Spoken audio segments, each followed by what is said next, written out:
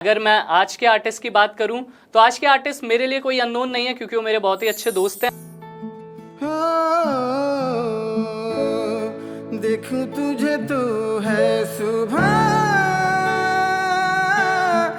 देखूं तुझे तो शाम है।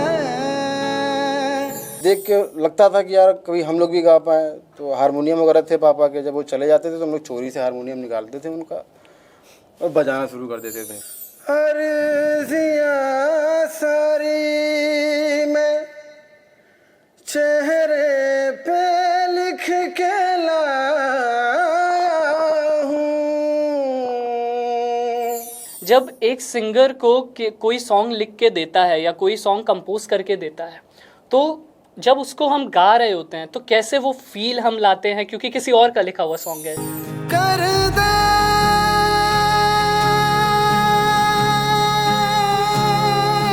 अब रिहा, कर दे अब रिहा।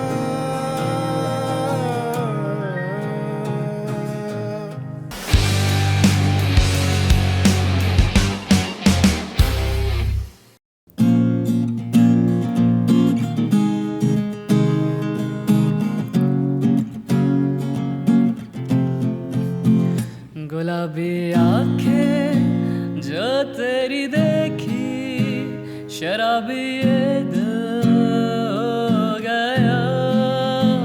संभालो मुझको ओ मेरे यारों, संभलना मुश्किल हो गया। ला ला ला ला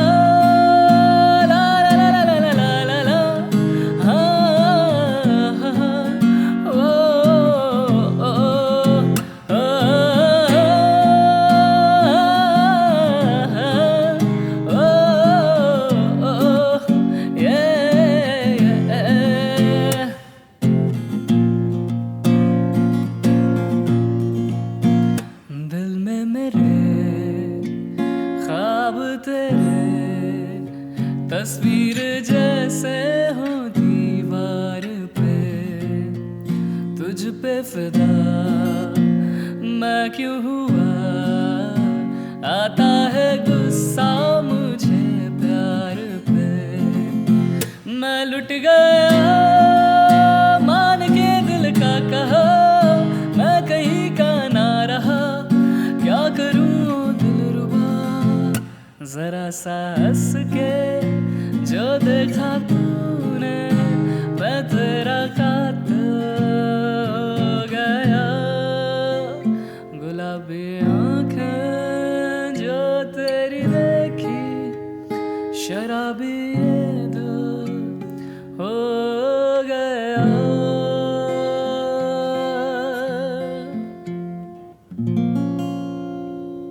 हेलो एवरीवन, नमस्कार। मेरा नाम है कुलप्रीत और आप देख रहे हैं BFC बेसिक फंडे क्लियर। और मैं आपका स्वागत करता हूँ एक बहुत ही यूनिक और बहुत ही प्यारे से शो में जिसका नाम है म्यूजिक आना अनप्लग्ड। तो म्यूजिक आना अनप्लग्ड के बारे में मुझे लगता है कि अभी आपको पता चल चुका होगा। आपने हमारे पुराने एपिसोड तो ज़रूर देखे होंगे। अगर नहीं देखे तो पहले जाके आई बटन के ऊपर क्लिक करके हमारे पुराने एपिसोड देखना मत भूलेगा। म्यूजिक आना एक ऐसा यूनिक प्लेटफॉर्म है जहाँ पे हमारे साथ अलग अलग आर्टिस्ट आते हैं, अलग अलग जगहों से आते हैं, गलियों से आते हैं, जिनकी बहुत ही प्यारी आवाज़ होती है बट अभी तक आप उनको जानते नहीं हैं। बट यहाँ पे आने के बाद आप उन्हें जानने लगोगे। सबसे बढ़िया चीज़ क्या है, वो आपके लिए अपने ओरिजिनल सॉन्ग्स लाइव और अनप्लग वर्जन में गाते हैं। तो अगर मैं आज के आर्टिस्ट की बात करूं तो आज के आर्टिस्ट मेरे लिए कोई अननोन नहीं है क्योंकि वो मेरे बहुत ही अच्छे दोस्त हैं और साथ में वो हमारे टीम के वीडियो एडिटर हैं। तो आप जितनी भी हमारी बेसिक फंडे क्लियर की वीडियोस देखते हैं वो उन्हीं ने एडिट की हैं। तो चलिए मिलते हैं मनीष से जो है सोनभद्र से। हेलो मनीष। हेलो, क्या हाल है दोस्त? सब बढ़िया। यार अभी तक तो तुम वीडियोस हमारी एडिट करते हो, इतना प्यारा सा म्यूजिक आना का तुमने लोगो भी बनाया, तो आज म्यूजिक आना के सेट पे खुद डेब्यू करके कैसा लग रहा है? बहुत ही बढ़िया फील हो रहा है कि जिसके लिए मतलब मैंने ये पोस्टर वगैरह स्टिंग वगैरह डिज़ाइन किया है, वहाँ मैं खुद भी बैठ के आज परफॉर्म कर रहा हूँ। इससे अच्छी बात क्या हो सकती है मेरे लिए। मैं अपनी ऑडियंस को बता दूं, मनीष बहुत ही छुपा रुस्तम है। इनकी वीडियो एडिटिंग के टैलेंट के बारे में तो सब जानते थे, इनके एक्टिंग के टैलेंट के बारे में हम लोग जानते हैं, बट इनकी एक छुपा रुस्तम वाली जो कला है वो है म्यूज़िक की, इनकी सिंगिंग की। वो कोई नहीं जानता था, वो हमें पता चली थी। तो मनीष खुद ही बता दे कि वो अभी तक हमें क्यों नहीं पता चली थी, कला कहाँ छुपा के रखी थी आपने? दरअसल बात ऐसी थी कि तो मुझे गाना गाना पसंद था, मुझे कोई सिंगर तो बनना नहीं था, अच्छा लगता था गाना। तो एक दिन मैं गा रहा था, तो हमारे जो चयन जी हैं उन्होंने मेरी आवाज़ सुनी, उनको बहुत ही बढ़िया लगा। तो उन्होंने बोला कि मैं कुछ लिखता हूँ तेरे लिए, तो एक बार गा के ट्राई कर। तो मैंने बोला ठीक है। तो गाना कुछ ऐसे तैयार हुआ, और तैयार होने के बाद फिर मैंने उनको सुनाया तो बहुत अच्छा लगा। तो फिर आज यहाँ हूँ मैं। यार मनीष, मैंने तुम्हारा एक गाना पहले भी सुना था, हमारा एक शो हो रहा था जहाँ पे तुमने गाना गाया था, बहुत ही प्यारी सी तान ली थी। मतलब मुझे नहीं मालूम था कि मुझे ऐसा फील आया जैसे तुमने क्लासिकल सीखा हुआ है, बट फिर ऐसा पता चला कि तुमने क्लासिकल नहीं सीखा है। तो उसके बारे में क्या बताना चाहोगे, कैसे बिना सीखे उस तरीके की हरकतें कैसे ली जा रही हैं? देखिए, मेरा मानना ये है कुलप्रीत जी, गाना गाना मतलब आप अपने अंदर क्या फील कर रहे हो, आपके अंदर क्या चीज़ें हैं, क्या तकलीफ़ें हैं, एक वो भी माध्यम हो सकता है। तो गाते गाते गाते गाते मैं गाने लग गया और बस। बेसिकली एक आर्टिस्ट की पहचान ही ये होती है कि जब तक आर्ट आपके अंदर से ना निकले तब तक वो आर्टिस्ट नहीं है। This is what I believe. Singers और राइटर्स का तो यही रहता है, जब तक वो दर्द अंदर से बाहर ना निकले। और वैसे भी कुछ लोग, मतलब मैंने देखा है, कुछ लोग का कहना है कि भाई आप गाओ लोगों को इम्प्रेस करने के लिए, बट मेरा मानना है कि अगर आप गा रहे हो या ड्राइंग कर रहे हो, जो भी आप कर रहे हो, बट इम्प्रेस करने के लिए मत करो, अपने आप को एक्सप्रेस करने के लिए करो। राइट। तो जरा 2 लाइनें सुना भी दीजिए, वही वाली तान जो आपने एक बार उठाई थी। ओ रंग रे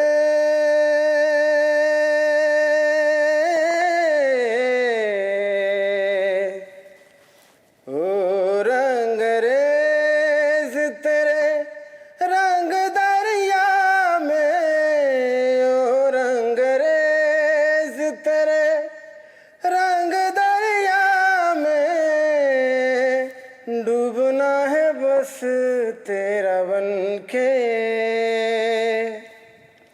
नहीं रहना दूजा बन के, नाम आए ना भेज मुझे, मैं नहीं जाना परदेस, नाम आए ना भेज मुझे, नहीं जाना परदेस, जिस रांझा संग प्रीत जुड़ी हो, रांझा है उस देश रे। ओ मैं नहीं जाना खेड़िया देना, मैं नहीं जाना खेड़िया देना। क्या बात है यार मनीष, मतलब मज़ा आ गया सुन के। बहुत बहुत धन्यवाद यार, मेरा तो मन नहीं भरा, मुझे तो एक और गाना चाहिए। मुझे मालूम है हमारी ऑडियंस का भी नहीं मन भरा है, तो एक और गाना हो जाए हमारी ऑडियंस के लिए। अर्ज़ियाँ सारी मैं चेहरे पे लिख के लाया हूँ, क्या बात है। तुमसे क्या मांगूं मैं, तुम खुद ही समझ लो,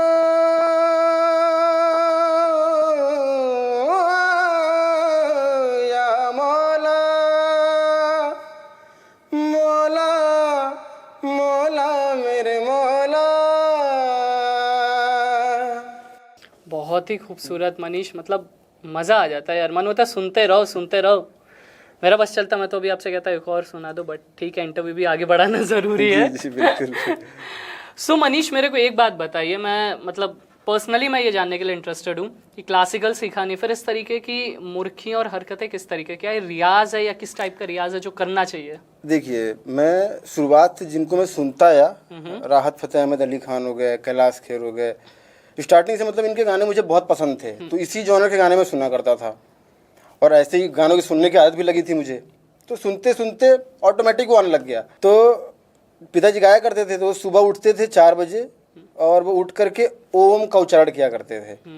और इसमें एक और वर्ड हुआ करता था इसमें गले में हरकत लाने के लिए, वो अ ई उ ओम, इन वर्डों का वो बार बार रियाज किया करते थे। तो अगर आप इन वर्डों का उच्चारण करेंगे जल्दी जल्दी तो आपके गले में हरकतें दिखेंगी। थोड़ा सा करके दिखाएंगे अ कैसे? ई उ ओम, अ ई उ ओम, अ ई उ ओम, तो यहाँ गले में खटक आती है। तो वो करते करते करते करते धीरे धीरे अच्छा लगने लगा लोगों को, तो मुझे भी लगा कि हाँ यार, लग रहा है मैं गाने लग गया हूँ। ऐसा तो मुझे भी यकीन नहीं होता था।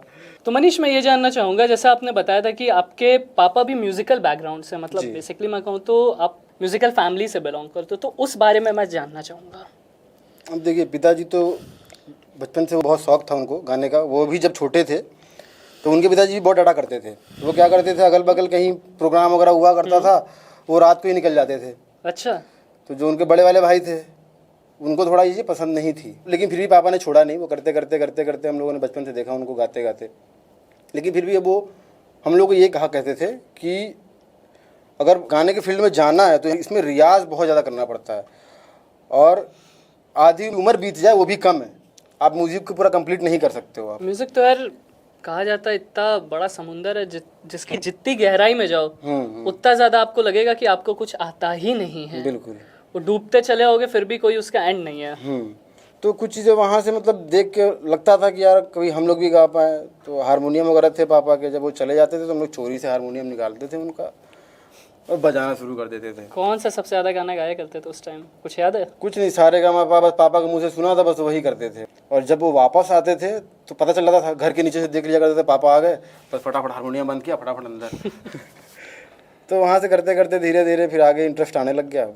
बस फिर प्रैक्टिस करते करते अब आ गया। यार मनीष, बातें तो बहुत ढेर सारी हो गई, अब हमारी ऑडियंस के लिए एक प्यारा सा सॉन्ग हो जाए। बिल्कुल। कौन सा सॉन्ग सुनाने वाले हो आप? हाँ। राज आंखें तेरी।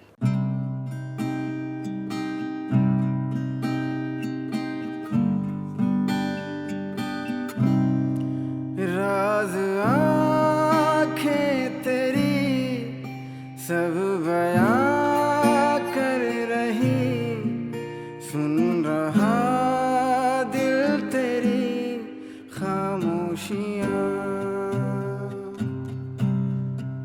कुछ कहो ना सुनो, पास मेरे रहो, कैसी है ये इश्क की गहराइयाँ।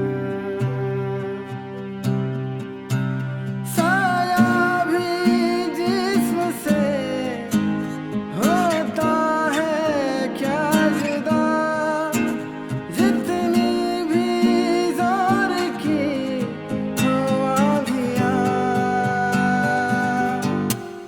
राज आँखें तेरी सब बयां कर रही, सुन रहा दिल तेरी खामोशियाँ।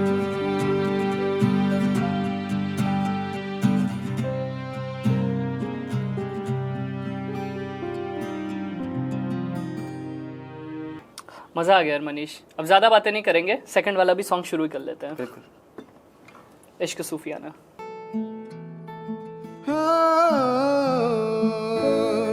देखूं तुझे तो है सुबह, देखूं तुझे तो शाम है, मंजिलों पे अब तो मेरी एक ही तेरा नाम है। तेरी आग में ही जलते कोयले से हीरा बनते, ख्वाबों से आगे चल के है तुझे बताना। तेरे वास्ते मेरा इश्क सूफियाना, मेरा इश्क सूफियाना, मेरा इश्क सूफियाना। तेरे वास्ते मेरा इश्क सूफियाना, मेरा इश्क सूफियाना, मेरा इश्क सूफियाना। क्या बात है मनीष, मज़ा आ गया। आई एम श्योर हमारी ऑडियंस को ये गाना बहुत ज़्यादा पसंद आया होगा। बट स्टिल प्रॉब्लम ये है मनीष हमारी ऑडियंस के साथ कि वो गाना तो सुनते हैं बट सब्सक्राइब करना भूल जाते हैं। तो एक बार बोल दो हमारी सब्सक्राइब audience करना को। तो बनता है। अगर आपको डेली अगर ऐसे गाने देखने हैं, नए नए आर्टिस्टों को देखना है, तब तो लाइक सब्सक्राइब शेयर करना पड़ेगा। अब तो भाई हमारे सिंगर ने भी बोल दिया, अब तो सब्सक्राइब कर लो, कमेंट शेयर लाइक करना मत भूलेगा किसी भी हालत में।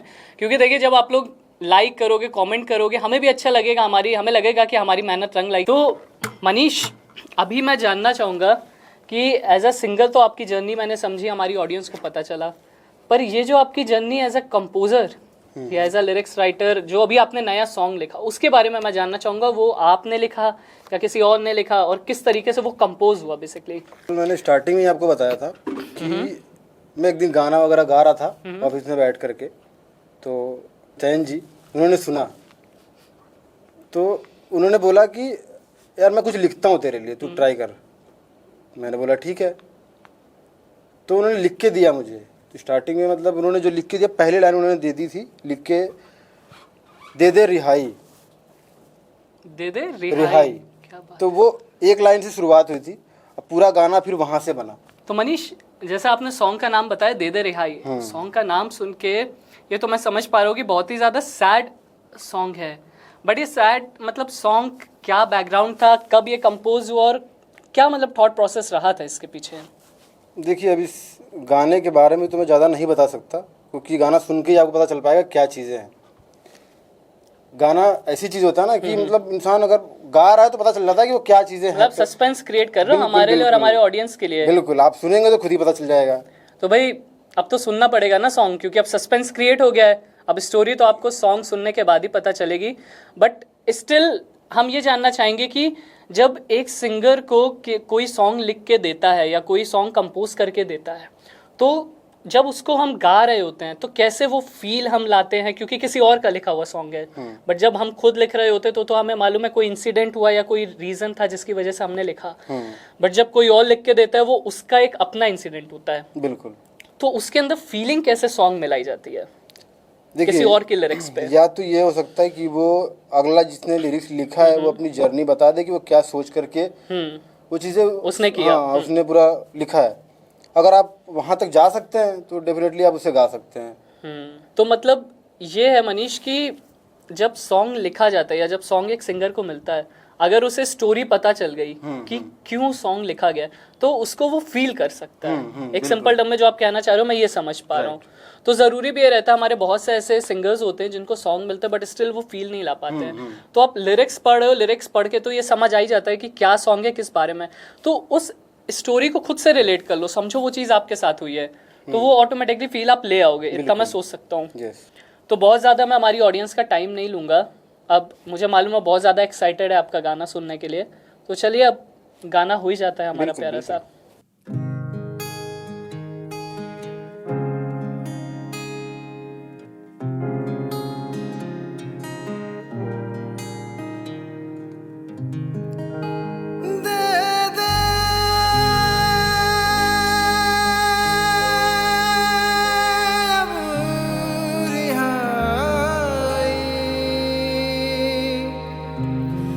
तेरी संगत में अब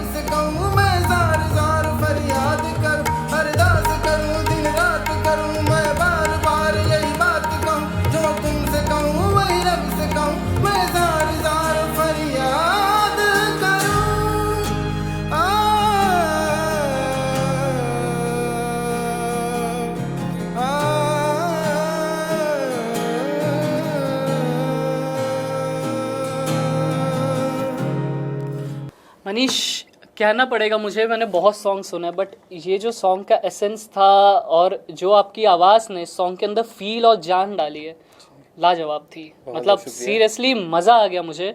नॉर्मली ऐसे सॉन्ग्स में सुनता नहीं हूँ क्योंकि मेरे जॉनर से थोड़ा अलग है, बट आज जब आप सुना रहे थे ना तो मेरा मन नहीं हो रहा था सॉन्ग रुके। तो मुझे मालूम है हमारी ऑडियंस को हद से ज़्यादा ही पसंद आया होगा। Even I am really happy कि उस दिन मैं आपको सुन पाया था, हमें पता चला कि ऐसा भी टैलेंट हमारे बीच है जो हमारे इतनी सारी वीडियोस एडिट करते, इतने प्यारे ग्राफिक्स बनाते, उनकी आवाज़ भी इतनी प्यारी है।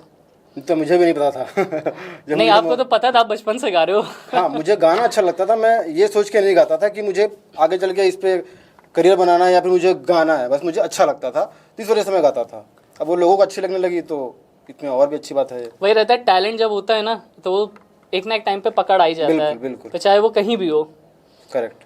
तो आई होप आप लोग को भी सॉन्ग बहुत ज़्यादा पसंद आया होगा, बहुत ज़्यादा मज़ा आया होगा। मैं बार बार सब्सक्राइब करो, लाइक करो ये नहीं बोलूँगा यार, आप लोग खुद समझदार हो, कर लोगे मुझे मालूम है, क्योंकि आपको भी तो आगे सॉन्ग सुनना है।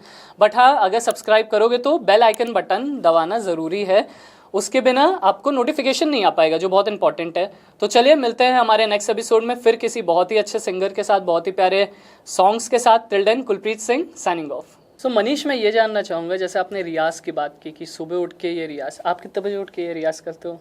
मैं तो सुबह 6 बजे उठता हूँ। 6 बजे उठ के रियाज करते हो, एंड उसके बाद? उसके बाद एक्सरसाइज वगैरह करता हूँ। नहीं, मैं रूटीन की नहीं बात तो जो आपने पूछा मैं वही बता रहा हूँ। तो मनीष, मैं ये जानना चाहूँगा, अभी आपने सॉन्ग बताया दे दे रिहाई, जिसको मैं सुन के ये तो समझ पा रहा हूँ कि बहुत ही ज़्यादा सैड पर्सपेक्टिव के साइड वो सॉन्ग है, बट क्या थॉट प्रोसेस था उस टाइम लिखने का? मतलब क्या इस सॉन्ग का बैकग्राउंड क्या है? देखिए, अब इसका बैकग्राउंड तो वही जाने क्या उन्होंने सोचा। अब इसके बारे में ये तो भाई उनकी बात उन्हीं के साथ चली गई।